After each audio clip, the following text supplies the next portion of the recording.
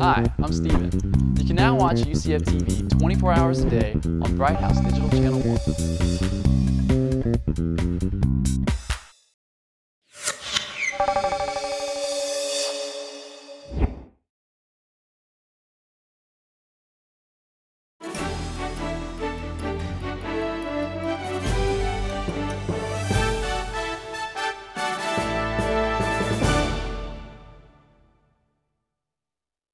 Thank you very much to all of you, and thank you to the people that have made this possible, because it was really hard, and I know we have been trying, and the Modern Language Department has been trying for a while to come up with an event like this, and hopefully will become a yearly event.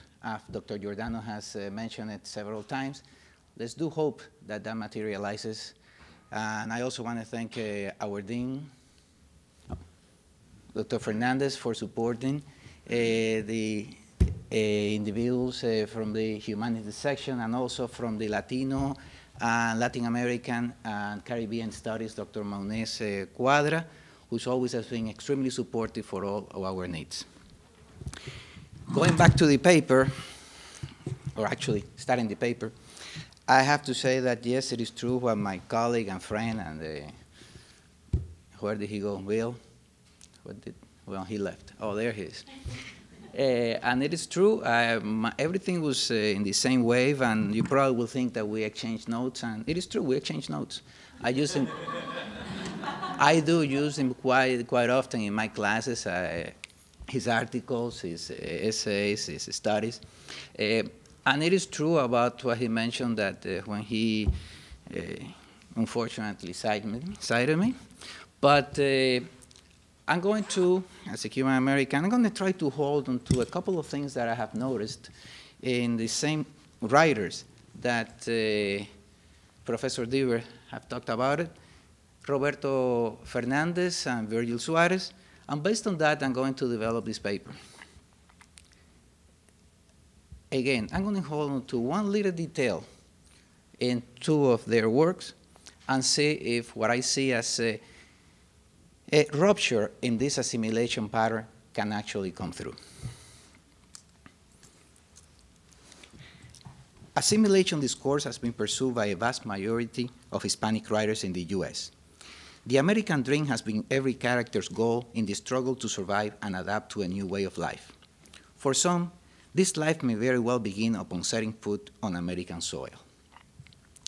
Most Hispanic writers have disguised their own experiences under their characters grapple with the effort to adapt to their recently acquired customs.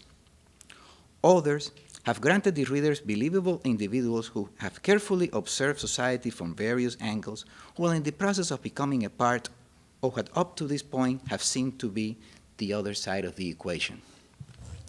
Cuban American literature has not attempted to deviate from the above established course. But an unexpected projection in the works of two prominent Cuban American writers suggests that perhaps the authors intend to digress from the previous pattern and present a curious and not so common outcome. Is it clear that Cuban American literature may be grouped under various categories depending on several factors that must be weighted at the time of any given classification? Among them is the length of time since the individual's abandonment of the natal island, the language used by a determined writer, and his or her level of assimilation to the American culture.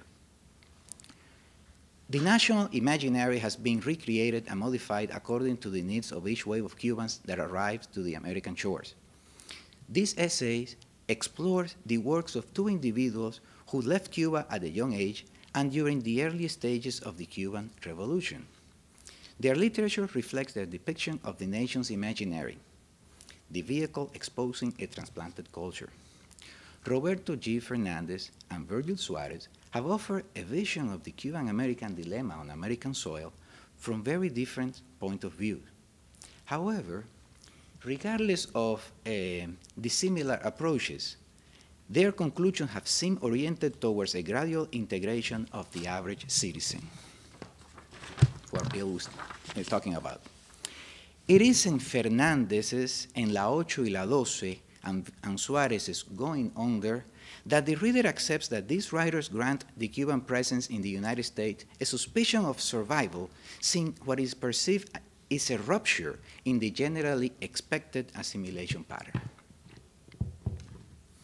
Gustavo Pérez Firmat revealed in his Life on the Hyphen the constant struggle experienced by the average Cuban American in order to achieve a satisfactory balance between the individual's cultural duality. Nonetheless, the hyphen acted as a separator between identities. One did not deny the other, but the nationalities did not share a common ground. On this issue, and I'm going to quote another colleague and friend, Ricardo Castells concludes that, and I quote, Pérez Firmat does paint a problematical picture of Cuban emigre life. Yet, this viewpoint is important because it highlights the complex nature of a community that has yet to resolve the fundamental question of its permanent relationship with its native land and, in many cases, with its adopted country, end quote. But it is not until Firmat's 50 lecciones de exilio y desexilio, which may be read as a conscientious summary of some of his previous writings, that the author condenses his experiences in the continuous clash between two cultures.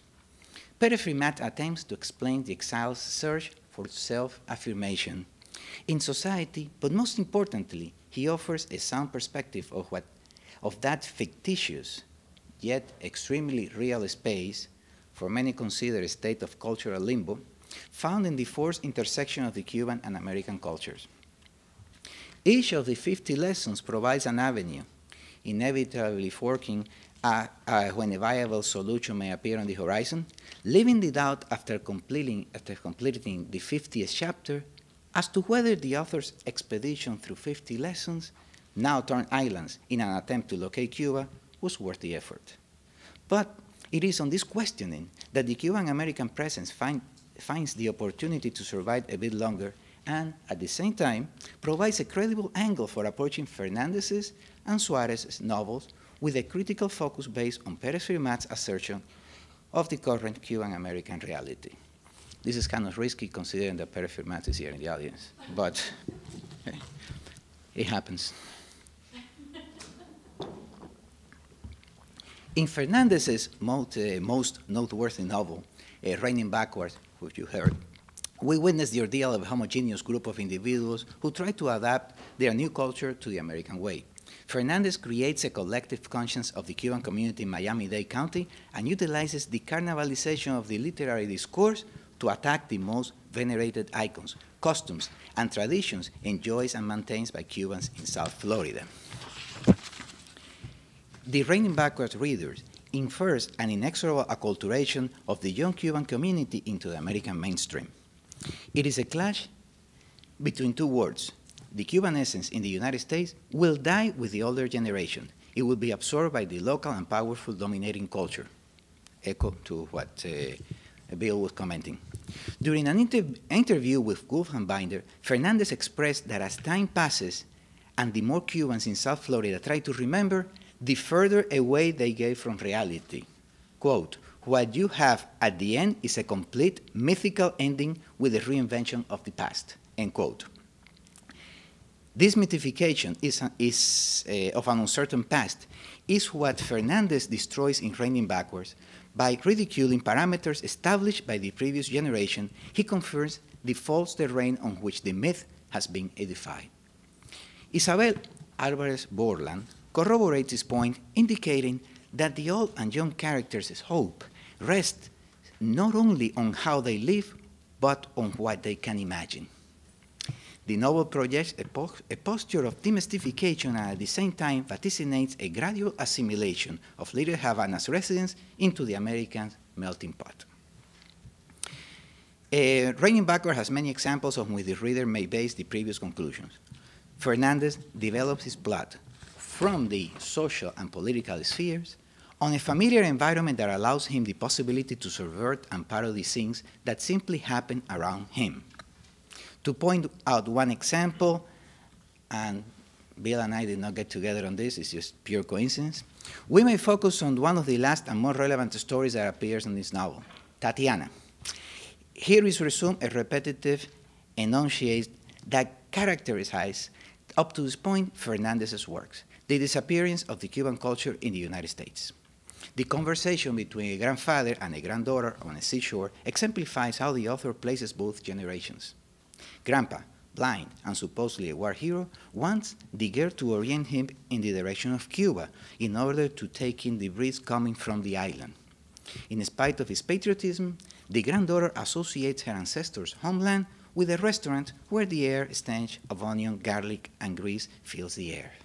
The concept of nation transformed itself into an olfactory sensation for the new generations. Cuba's imaginary has suffered an emotional rupture without a possibility of a return to what it was only 2 generations back. Bill called the members of this group ahogados for their inability to adapt to the new society. Fernandez does not seem to allow the survival of individuals of Grandpa's generation. The blind grandfather cannot see his son's reality and perishes, ahogado on land, for not accepting the path to assimilation. Other characters suffer a similar fate, but only a couple would be brought up in order to deviate for the purpose of this essay.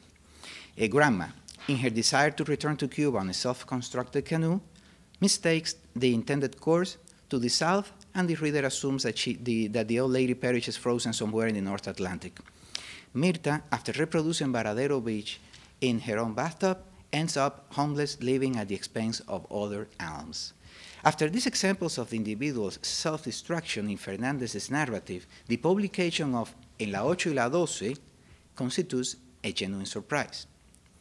A deepless reading of these short stories may seem at first as a return to the author's early works. In fact, some of the vignettes inserted in La Ocho y la Doce have been previously published. However, a significant characteristic of this new publication is that it has been written entirely in Spanish. Fernandez has not offered any work in this language since the days of La Vida es un Special, back in '87. The return to the author's native tongue may suggest another change in his writing career. But most important is the chapter entitled La Gira, the tour, La Gira, a tour, which constitutes an irrefutable proof of Fernandez's rupture with his usual textual assimilation pattern.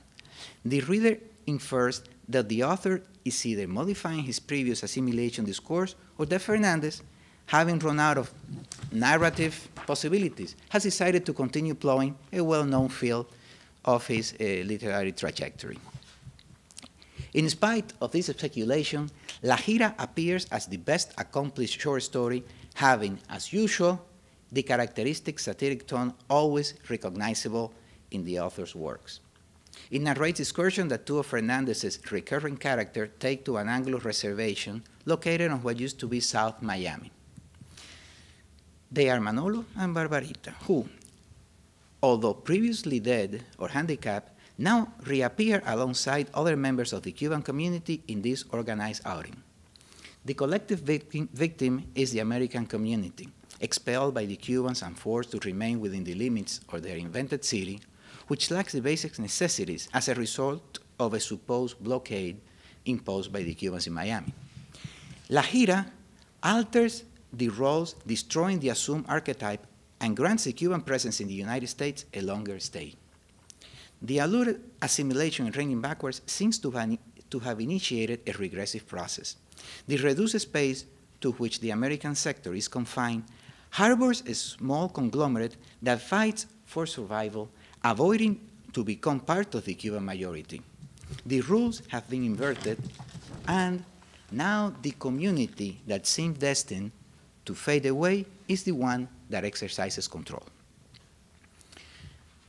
On the other hand, Suarez's going under seems at first a repetition of an established pattern.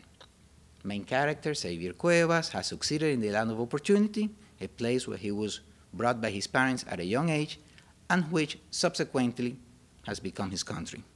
Suarez portrays his hero through a series of paradoxes in which the reader questions the veracity of his character. Suarez's and Xavier's voices are contradictory, but one soon realizes Suarez's message. Xavier, unknowingly and unwittingly, has been trapped within the intersection of 2 opposite worlds. He lives in Miami, deals with Latinos, yet he insists that his name may be spelled and pronounced with an X, opposed to the Spanish version, Javier. If Xavier's struggle, observed during the first half of Going Under, is compared to Raining Backwards' characters, it will be noted that there is an established behavior in their development, the cyclical pattern of assimilation. There are very few indications that the ending will differ from Raining Backwards. However, Suarez offers a surprisingly contradictory torque in the initial character's behavior. In the narrative, Xavier's anxiety grows as the test advances. From the sense of emptiness, he develops a feeling of solitude. His loneliness is that of an individual trapped within the very thin space where two worlds converge. The X with which he expels his name represents the search for the X, essential in solving the theorem of his life. His absence from reality will be his key to identify his own authenticity. He needs his past in order to face the future. The regression in the character's behavior indicates that the acculturation process has not fully succeeded. But Xavier, just as Suarez himself, is a child of exile, a child who failed completely to completely entomb his past. His refusal to continue ahead in the American mainstream is Suarez's suggestion that Cuban life in the States may be prolonged. Xavier exemplifies the concept of rupture, as also do the main characters of La Gira, a textual rupture that has to occur for the individuals to accept the link that ties them to their past. Suarez and Fernandez, as Cuban Americans, realize they must come to terms with their past in order to understand the future. To look for a reconciliation with their past means, in the case of Fernandez, to resurrect his dead characters in an attempt to bring back the essence of a culture condemned by his previous writings to oblivion. In the case of Suarez, to suggest the birth of a grown-up man who must tear the umbilical cord from his current existence to embrace his true self, or at least to make an effort to reach what he now thinks is his true identity. The definite rupture coincides with the end of the novel. Xavier senses that the answers to his problems lie south, and in that direction he focuses his life. I quote from the end of the novel. Without a map or a compass, Xavier headed south to the most southernmost point of the United States, born out of sand and water and palm trees and mangroves. The mangroves merged in a flickering blur of green as he sped. He drove with a great sense of urgency. The islands of his birth lay 90 miles away. Xavier remembers some of his clients saying that they drove down there because on clear, windless nights one could see the lights from Havana. Xavier stood and gazed at the open sea. Closest and all, dove off and plunged into the water. He went under, opened his eyes to the stink of the salt, held his breath, and swam, end quote. In his attempt to find himself, Xavier neither departs nor perishes. The futility of his endeavor substantiates his life in the intersection between two cultures. It is the life in the hyphen alluded by Pérez-Firmat. The questions the readers must face, of course, are hypothetical. What will the Cubans in Fernandez's tour do when continuing the interaction with Americans inside or outside their not so visible but always present boundaries? And what will Xavier feel when he surfaces from the waters of the Strait? In addition, and this is where I may get in trouble, and addressing a dilemma faced by the non-fictional character seen before, what will happen when Pérez-Firmat comes out of his self-imposed exile in his own study and return to the family shared spaces within his house after completing his 50th lesson? The Cuban characters in La Gira will go back to their environment infatuated by a fake accomplishment that could crumble as soon as it's challenged by any interaction with the bilingual, bicultural environment. As part of the same interview with Binder, Fernandez admitted that during the first couple of years in the state, his mother never unpacked, keeping the suitcases ready for an upcoming return to Cuba. For the characters Manolo and Barbarita, who will keep reappearing in Fernandez's narrative as long as the Cuban reality in South Florida requires it, the return to the island continues not to be a feasible option, thus inferring the need to be a part of the adopted society. In spite of this contention, the complete assimilation appears to be equally unlikely. The hyphen's endeavor reflects inclusion rather than exclusion. There is no separation, but unification. The same may be observed in going under. By Xavier metaphorically going under in the waters of the Strait of Florida, he proves that the new man that will emerge several seconds later will not belong to a specific shore of the strait, but will fit in both. He dove in thinking in a tongue, as Pere Firmat indicates, learned in childhood and then forgotten or abandoned, and surfaces, as does Firmat, longing for English as a drowning man gasps for oxygen in one of his lessons. Suarez's character is just an entity in the middle, joined in communion with the waters that bathe both shores, both cultures, without claiming supremacy over anyone in particular. In order to exist, Xavier or Javier must coexist with the other side of his identity, and as long as he interacts in a bilingual, bicultural society, there will always be another perspective for his social ubication. As Pere Firmat is concerned, the reader may speculate that he does not return defeated from his labyrinthic trip across 50 lessons of his life. Yet, he's satisfied even though he has not found an island that looked like his. The objects that surrounded his study at the beginning of 50 Lecciones, which have taken Spanish names in an effort to create an environment emulating a virtual reality, slowly regain their names in English. The reader confirms that Pere Firmat returns to his American everyday life where Cuba is a daily remembrance reflected in the image of his own mirror. Furthermore, Firmat's conclusion in the 50th lesson implicitly underlined his previous statement, quote, "For good or bad, I exist in two languages," end quote. This asseveration could not be more appropriate. And as a final consideration,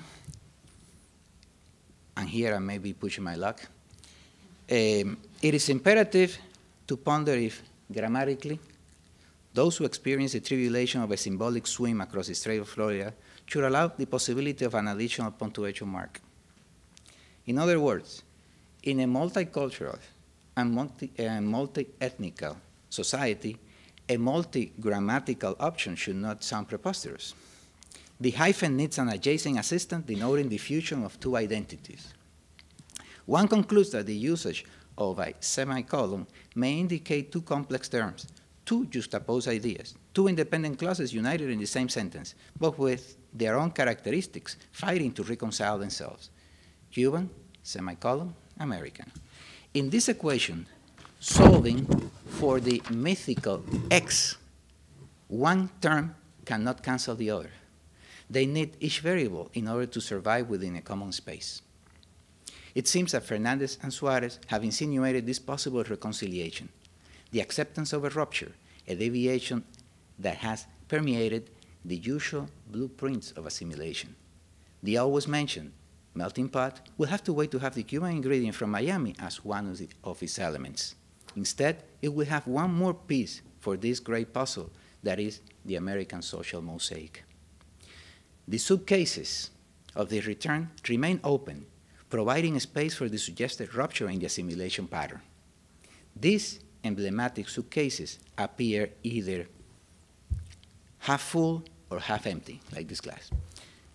Time, once again, will be providing the last word. Thank you.